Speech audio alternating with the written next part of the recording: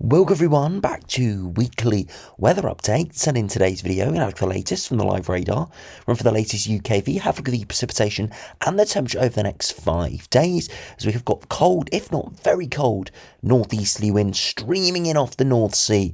At the moment, temperatures are starting to climb down as it's been a very warm past few days. Monday was a bit of a transition day, cold in the north, still mild in the south, but for all today, Tuesday that is, it has turned much colder, and that cold air is going to get more embedded over the coming days. By the time we get to the end of the week, into the weekend, daytime highs 6 or 7 degrees, and overnight temperatures well down towards freezing or even below freezing. Now, of course, it's not ridiculously cold like we can see during the winter months, January and December, when these sort of patterns can bring ice days. We're not seeing anything like that, but for the time of year, it is very chilly. And of course, the wind coming in off the North Sea is going to make it feel like it's a lot colder than what the thermometers are showing.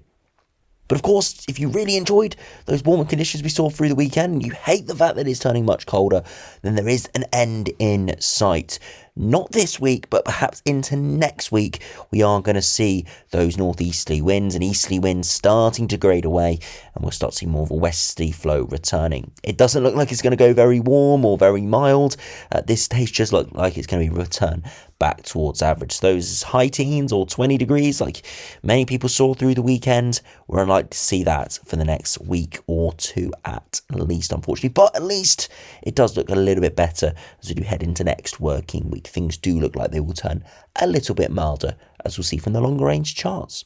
So do remember, if you enjoy my videos, do like and subscribe, and remember to follow me on Twitter as well. The link's in the description. And if we start on the live radar, you can see at the moment we've got a bit of drizzly rain in the far southeast, the remnants of the cold front that is sweeping through, and you can see the main cold front now is across parts of northern France, but a bit of a resembling cloud just lingering there, a few lighter showers.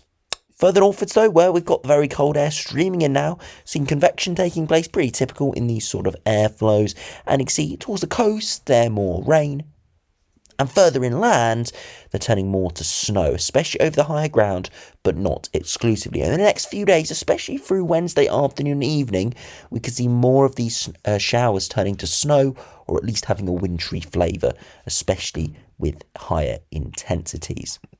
Now, if you look at the temperatures this evening, calling this around 8:30, and you can see that temperatures are starting to drop away this evening.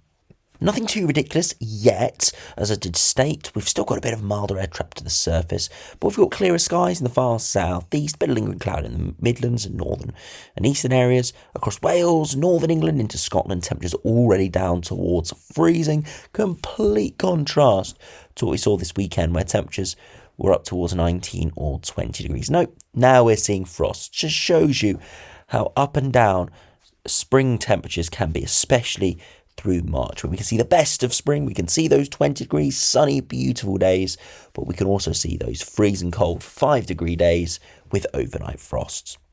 Now, if you go over to the latest UKV now, you can see through the rest of this evening, we're not expecting too much in the way of showers, but they will continue across Scotland, and cloud will eventually clear into the early hours of Wednesday, so perhaps more frost. Into parts of Wales with the early hours, we could see the showers getting a bit enhanced, perhaps a slight disturbance there. Again, some wintriness within those as they head south. And then it's really through Wednesday afternoon into the evening, where, look at this, convection really gets going across much of England, Wales and Scotland. Again, a real eclectic mix of rain, sleet and snow. So yeah, if you're out and about tomorrow afternoon, do make sure you've got a raincoat and an umbrella, as things could get pretty wild at times. Again, not expecting major precipitation, but within the core of these showers, you could see temporary 5-10 minutes of heavy precipitation. And as I said, there could be anything in that: hail, graupel, sleet, snow, or just heavy rain. So do be prepared for all of those through the afternoon into the evening. Eventually they do fade away as we do see the sun set, and eventually the showers become more confined to the North Sea coast. Pretty typical for northeasterly winds, again wintry further inland. As we head into Thursday afternoon, again the showers spread further inland once again, with the sun allowing that convection to take place. Again, wintry flavour in some of the heavier showers, and then into the evening again degrading away. Perhaps some more enhanced precipitation through Friday morning in northern and western areas. Again, not expecting anything too major, just slightly more enhanced than the sort of odd showers we have. Through Friday, more convection taking place again, hefty showers, wintry in a few spots. And then slowly into the weekend, the wind veers to more of a flat easterly. Some slightly drier air mixing in, so less showers and less cloud, but still a few odd showers coming in on that easterly flow. So turning slightly drier towards the weekend, still cold, still feeling very cold, but reduction in those showers. You can see at the moment, cold air is flooding in, nothing too ridiculous, but it's slowly going to lower over the coming hours down towards -6, -7, -8 in quite a few spots over the next few days. Could peak down to -8 or even -9 in a few spots. And you can see eventually towards the weekend, the coldest air is actually in the south, where we do see more of a flat easterly, but already the air's starting to lose its intensity by the weekend into the start of next week, and that's when we expect it to slowly turn a bit milder.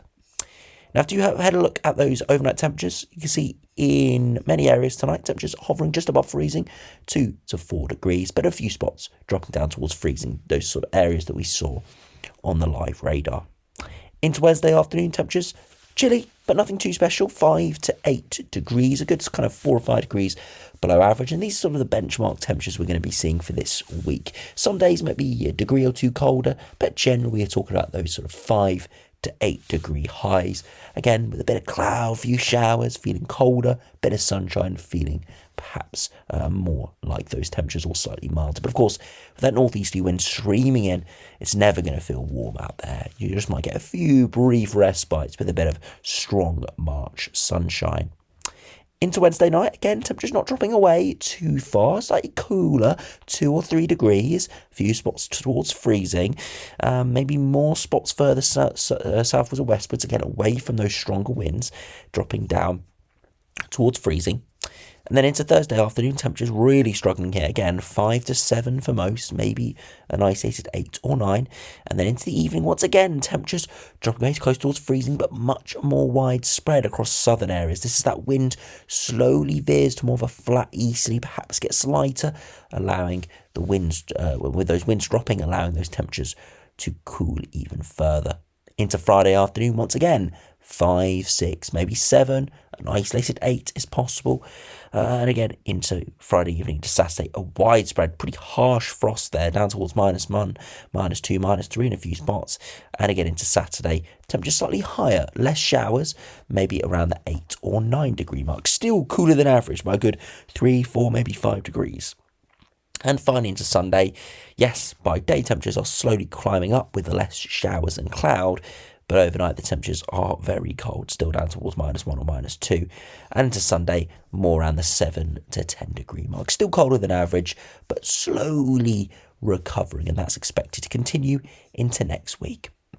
Now, if you have a look at the latest GFS now, you can see that northeasterly wind streaming in off the north. So you see this chart in isolation, you'd think we are in for a very cold wintry spell, but of course it is mid-March. So to see very cold conditions beyond kind of the first few days of March, you really do need to see a very cold northeasterly or easterly wind. You can't see just the -5 line moving in, you need to see the -10 line moving in. But we're not seeing that in this case. We do see, I said, cold air, just never get that -10 line in, which would potentially allow there to be more widespread wintriness and those temperatures to be more towards the low single digits instead of the mid single digits, which is what we're seeing this week.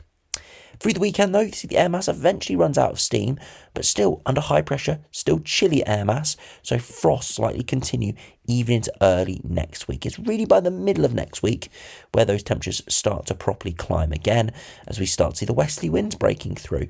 And again, nothing too crazy at this stage, but perhaps, again, the Atlantic starting to power up. I am very sceptical of those longer range charts because, of course, if you saw the video yesterday, sudden stratospheric warming has occurred, and that means that, yeah, we could see some big blocking patterns throughout the rest of the spring, maybe even lingering into the summer. Quite a major sudden stratospheric warming, not just dropping below 0 meters per second high above the North Pole, but it's down to, I think, -19 meters per second today. So it is a massive warming that has occurred. So yeah, I think the longer range charts here are going to really struggle with dealing with this. So again, I wouldn't take any of these charts beyond day 7 as gospel, as we're likely to see lots of chopping and changing. Pretty typical to see that when we have got a sun stratospheric warming. So yeah, it could be some real wacky charts in the longer range. If you're interested in that, do check out yesterday's video. Hopefully tomorrow we'll have an update on some of the longer term prospects, looking at some of the more longer term anomaly charts to see what they are suggesting. But yeah, expecting some weird things to go on. Perhaps nothing too unordinary at the surface, but in terms of synoptic patterns and perhaps some runs we start to see, could be pretty wacky indeed.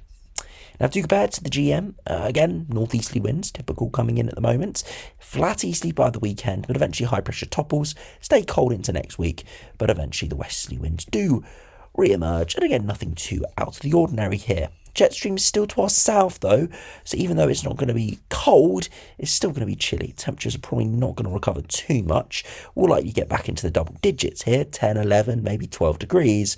So hovering around average or slightly below, but at least better than the 7 or 8 we're seeing for much of this week. So no quick recovery is what I'm trying to say. Yes, likely be slightly milder next week, but it's not a quick sort of bounce back. We're not going from 19 degrees on Sunday, 7 or 8 degrees on Tuesday, and back to 19 degrees come next week. That's not happening. It's going to be a slow upwards trend into next week. And finally, if we compare to the ECMWF, again, northeasterly winds continue to stream in off the North Sea at the moment. The high pressure topples through the weekend, eventually getting pushed away into next week. And similar to the GM, more of a westerly flow. But again, jet stream digging southwards, which means there are some milder sectors moving through, but we are going to see plenty of colder air mixing in as well. We even got slightly longer range charts here, just I've loaded just as I'm recording this, and then you can see a very similar pattern, sort of westerly flow developing. Interesting though, already a block developing up towards Svalbard by day 3, by hour 336. So already perhaps an Arctic high starting to develop. Again, don't know what that is going to ensue. We have to wait and see. But already suggestion of that sudden stratospheric warming potentially propagating through the atmosphere by the end of March.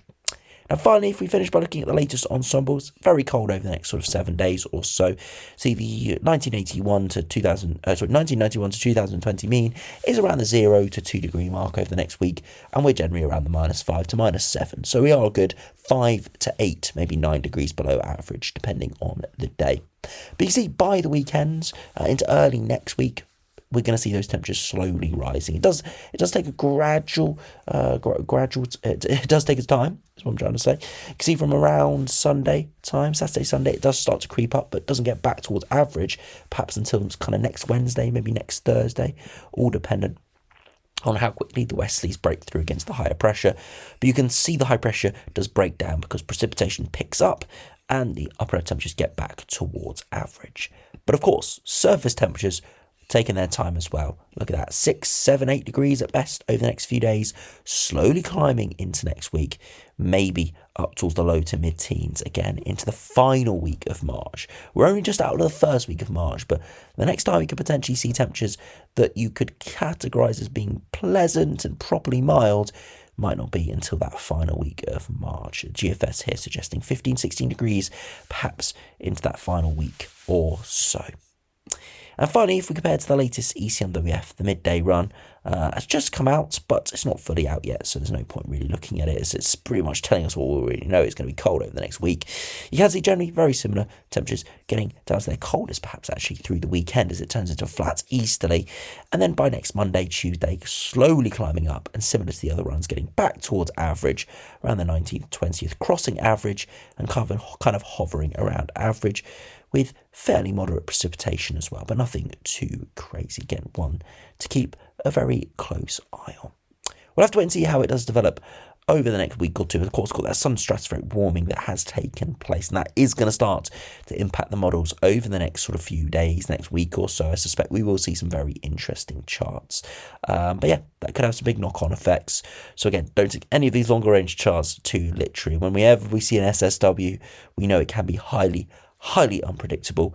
So there is the risk it could turn it very warm wherever that block sets up, or it could turn it very cold, or could kind of not do much at all. We'll have to wait and see, but definitely interesting times are ahead for the rest of this spring. So anyway, thanks for watching. Hope you enjoyed. Subscribe if you're new, and I'll see you again for another video soon.